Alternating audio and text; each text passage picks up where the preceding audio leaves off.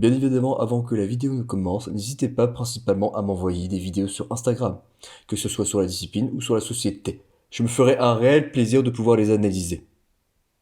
Bon, on est parti. Aujourd'hui, un abonné m'a envoyé Apprendre la discipline, 3 étapes fondamentales, conseils de vie, la meute affamée. On va voir qu'est-ce que ça donne. Donc j'avais déjà commencé quelques secondes pour voir.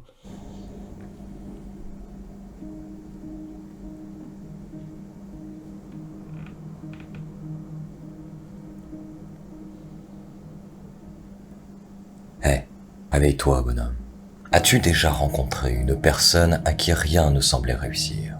Une personne dotée d'une malchance à toute épreuve, irréversible et infranchissable. Une personne qui échouera encore et encore au point de ne même plus chercher à essayer de réussir. Évidemment que tu connais une personne qui convient à cette description. Le monde moderne en regorge. Les hommes se laissent aller, l'effort n'est plus dans leur ADN, car leur âme est séquestrée dans un mode de vie larvaire basé sur le divertissement. Tout doit aller vite et l'acquisition de nouvelles compétences demande trop de temps et d'efforts. Il est tellement plus simple. C'est faux. L'acquisition de nouvelles compétences ne demande pas réellement trop de temps. Elle demande une bonne organisation. Plus vous êtes organisé, plus vous allez acquérir de bonnes compétences. Plus vous êtes organisé, plus vous voudrez acquérir de nouvelles compétences, plus vous allez le faire, tout simplement. Mais je suis extrêmement d'accord avec ce qu'il a dit au début. Les temps modernes font en sorte que nous devenons de plus en plus faibles. Et je suis extrêmement d'accord avec ça. Accuser le coup du sort afin d'éviter d'admettre ses propres faiblesses.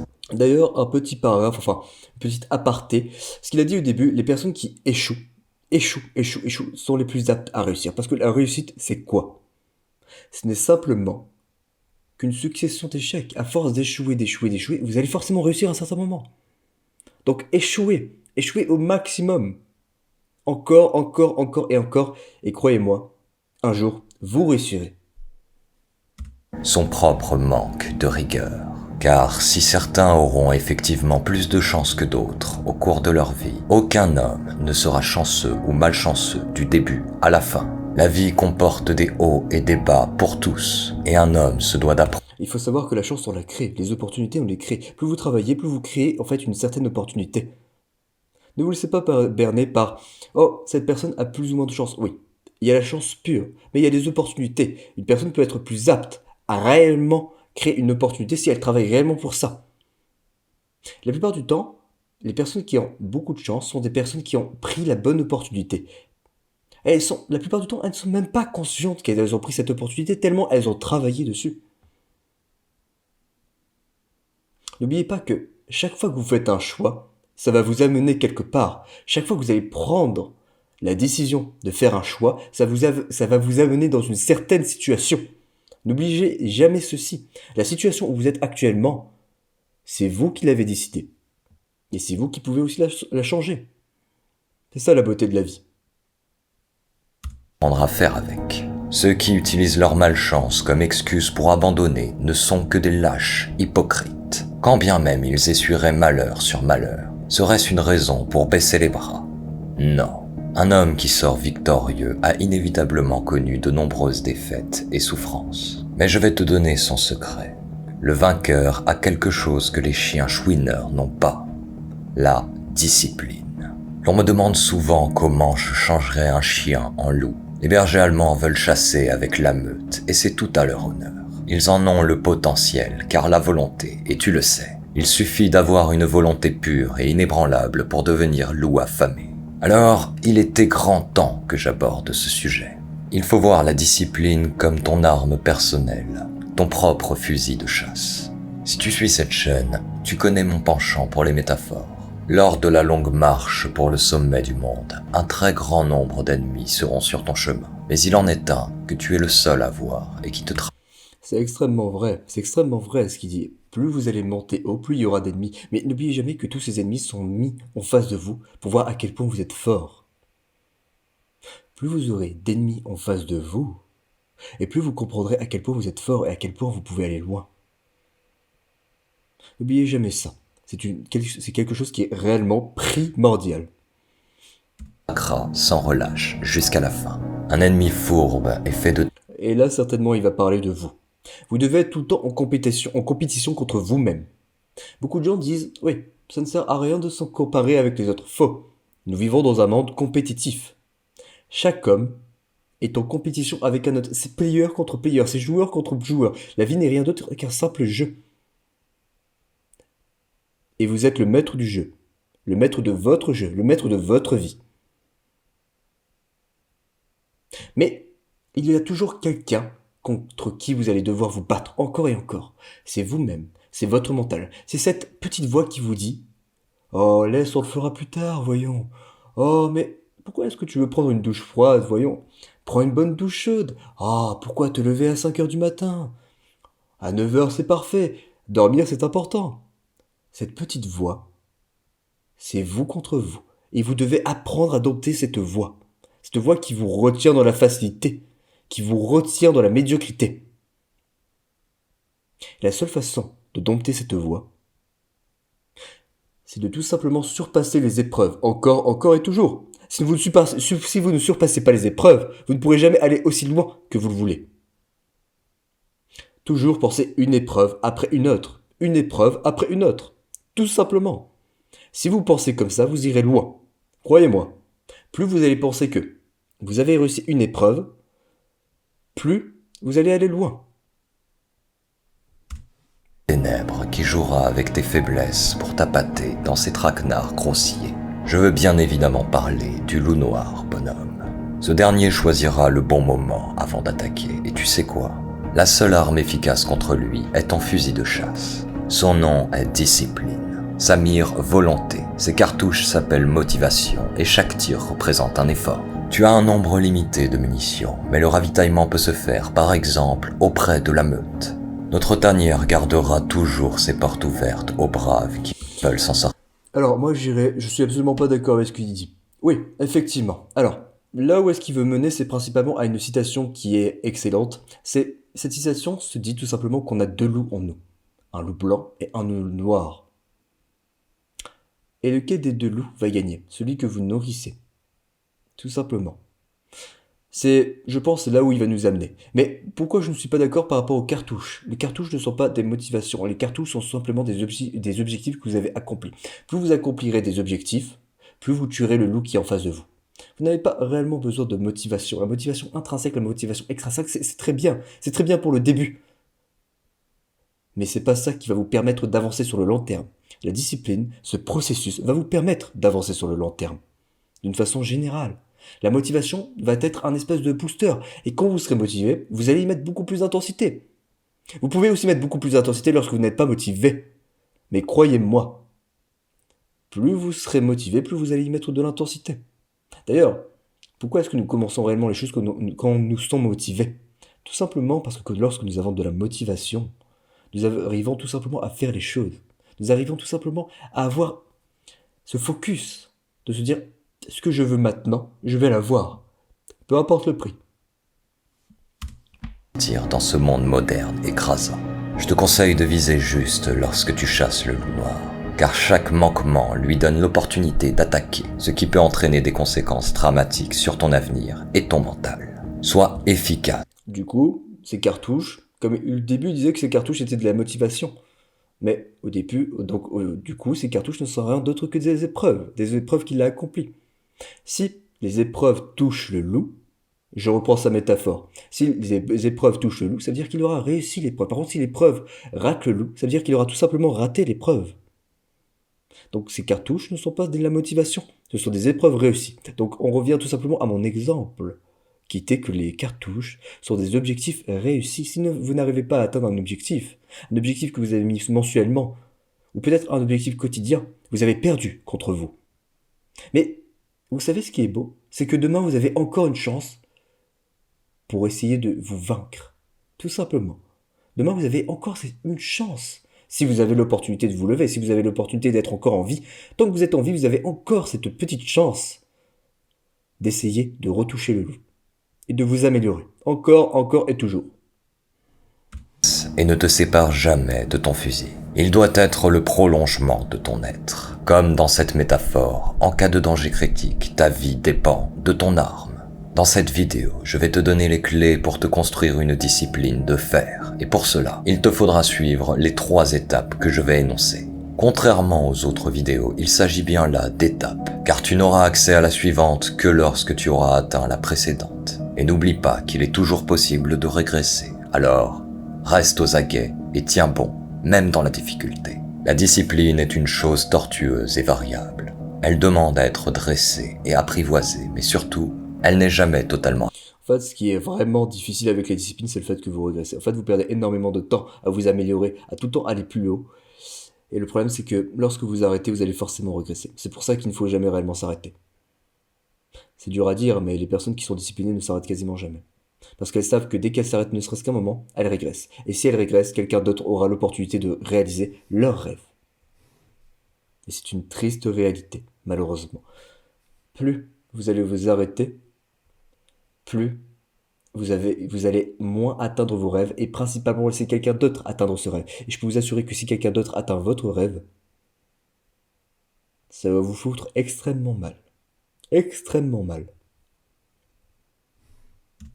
acquise. Être discipliné est un réel combat avec soi-même qui demandera des efforts chaque jour. Mais sans ce combat perpétuel avec tes propres démons, tu n'arriveras à rien et tu mèneras une vie de néant comme tant d'autres. Retiens bien, la discipline. Exactement, c'est tout simplement le principe que j'avais énuméré lors d'une de mes vidéos, certainement celle contre Loan LV, où je disais principalement que si vous pouvez tout simplement vivre sans discipline, vous n'êtes pas obligé d'être discipliné. Par contre, vous ne faites que vivre. Parce que vous n'existez pas. L'existence est un combat acharné, que vous devez avoir contre vous-même et contre le monde. Parce que, croyez-moi, vous allez arriver à un certain niveau quand vous êtes discipliné, ou vous-même est plus fort que l'entière majorité du monde. D'ailleurs, quand vous vous battez contre vous-même, vous vous battez contre l'entière majorité du monde. Parce que vous vous battez pour atteindre un certain palier, un certain niveau, un certain rêve.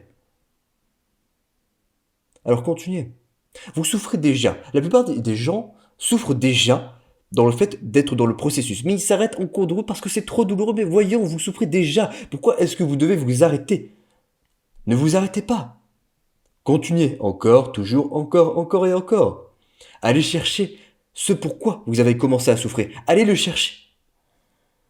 Est le plus grand pouvoir d'un homme, car elle lui rend accessible tous les autres. Elle est l'essence de toute forme de puissance. Alors, écoute attentivement les conseils que je vais te donner, car si tu les appliques, il se pourrait bien qu'ils transforment ton avenir.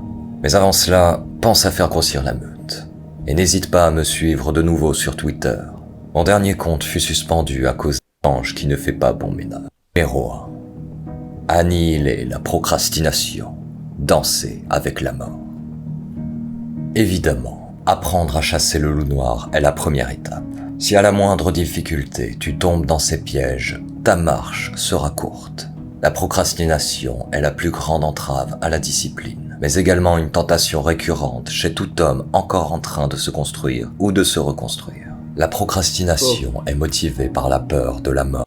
Faux. Ce n'est pas une tentation récurrente. Vous savez pourquoi?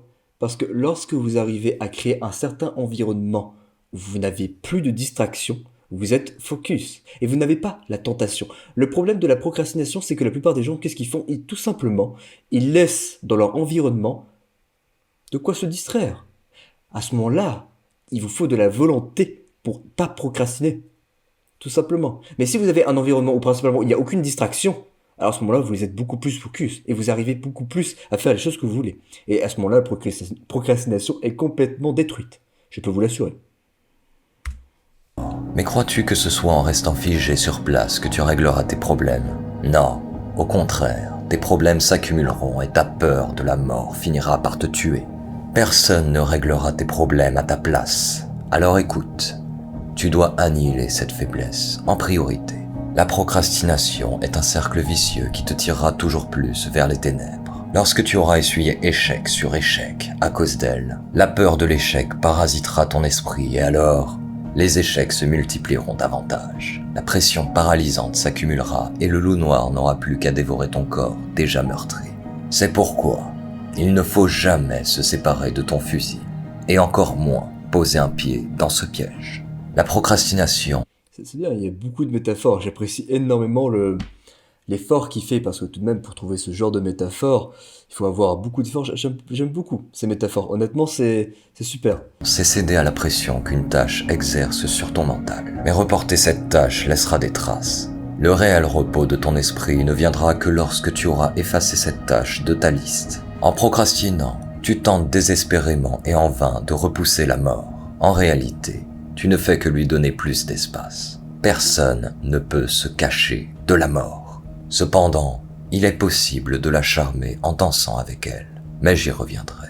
La procrastination est donc une fuite absurde et affaiblissante, et d'autant plus lorsqu'elle est assortie d'excuses. Voyons cela. Tu voulais faire des rencontres, mais il pleut dehors.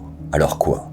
Tu restes chez toi? N'as-tu pas de parapluie? Et s'il pleut tous les jours jusqu'à la fin de ta vie, n'iras-tu jamais faire de rencontres? Cette pensée s'applique à toutes les excuses. Par exemple, tu n'es pas allé travailler parce que tu te sentais un peu ballonné. Et si tu te sentais ballonné tous les jours de ta vie, finirais-tu à la rue?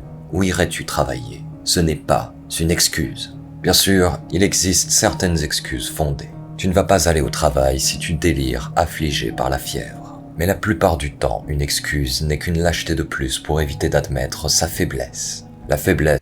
Extrêmement vrai et extrêmement vrai. Les excuses ne sont faites tout simplement pour tout simplement admettre votre faiblesse. Plus vous allez utiliser des excuses, et plus vous allez vous manquer de respect à vous-même. Et c'est extrêmement vrai ce qu'il a dit.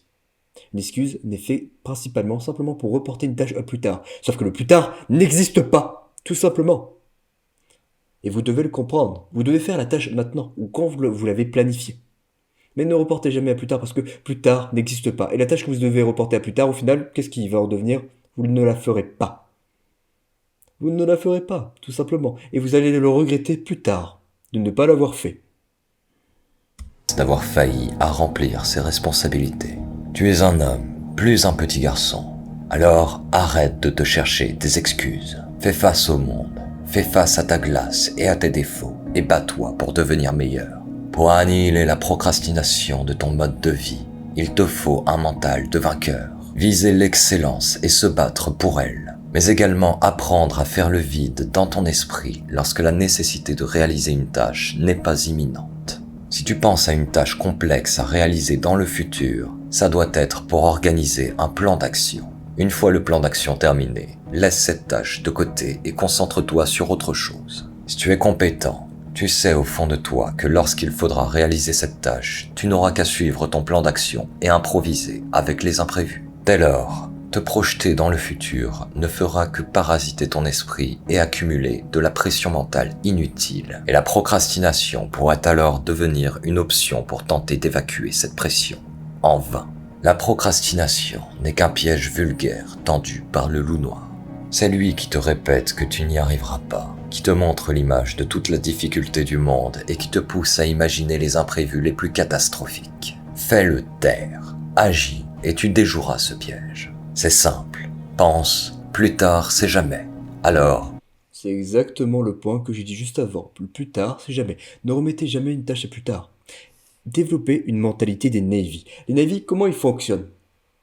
Les Navy, alors pour ceux qui ne savent pas, il y a, alors si je ne dis pas de conneries, il y a principalement des journées de Navy où ils passent quasiment 23 heures, voire une journée entière à faire que du sport et ils dorment à peu près 2 heures.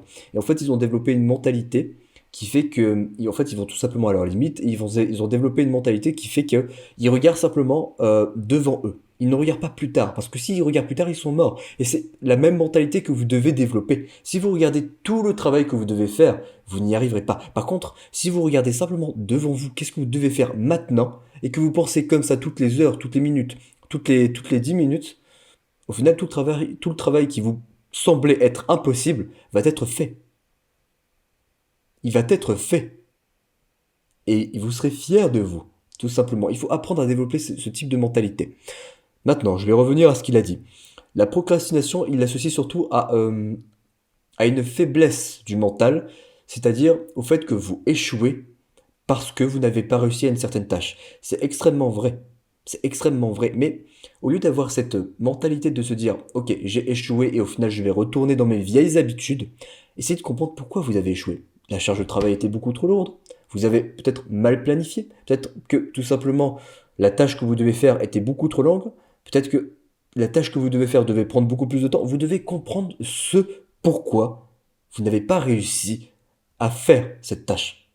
Et ce pourquoi vous avez lâché. Si vous ne comprenez pas ça, alors vous ne pourrez certainement pas avancer. Parce que vous ne pourrez certainement pas vous remettre en question. Et c'est une chose qui est primordiale. La remise en question. Plus tard doit devenir dès que possible. Danser avec la mort. C'est apprendre ses pas par cœur et ne jamais lui tourner le dos. Alors, je pense que lorsqu'il dit danser avec la mort, c'est principalement aller à sa limite constamment, et donc principalement danser avec la mort, je pense que c'est une métaphore par rapport à ça. Je reviens sur son jamais. Jamais, ça veut plus tard, ça ne veut pas dire dès que possible. Plus tard, ça veut dire maintenant. D'accord? Lorsque vous planifiez quelque chose, lorsque vous allez planifier quelque chose, ça sera pour le maintenant, mais un peu plus loin. Le plus tard, quand vous dites, très bien, je dois faire la vaisselle, oh, je le ferai plus tard. Non, non, non, non, tu vas le faire maintenant. D'accord? Tu vas le faire maintenant. Tout simplement. Et si tu ne peux pas le faire maintenant, tu te démerdes.